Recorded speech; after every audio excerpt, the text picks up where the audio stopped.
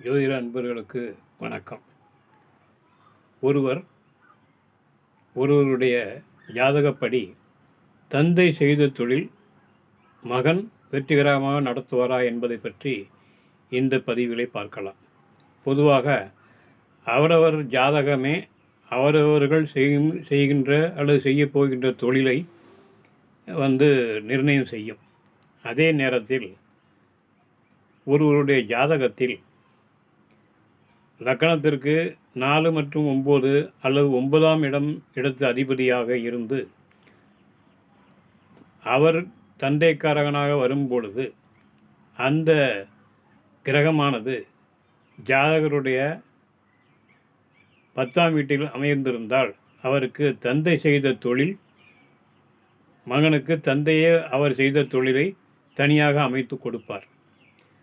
அதை அவர் வெற்றிகரமாக செய்யலாம். அவ்வாறு செய்யும் பொழுது ஜாதகருடைய ஜாதகத்தில் 10ஆம் வீட்டு அதிபதி 10லேயோ 11லேயோ லாபஸ்தானத்திலே இருக்கும் பொழுது அவர் அதே தொழிலை வெற்றிகரமாக முடித்து நன்கு வளர்ச்சியடைந்து வெற்றி பெறுவார்.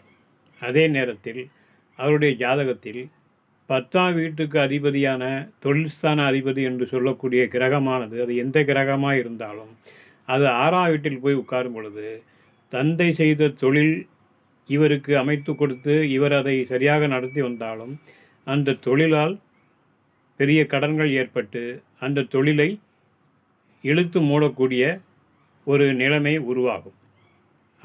அப்படி என்றால் 9ஆம் இடத்து அதிபதி ஒருவருடைய ஜாதகத்தில் 10ஆம் வீட்டில் இருந்து அந்த 10 குடையவனும்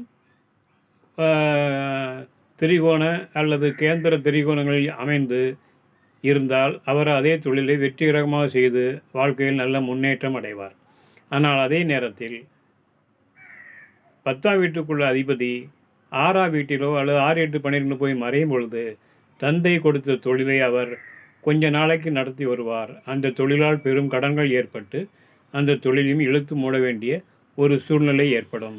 நன்றி, வணக்கம்.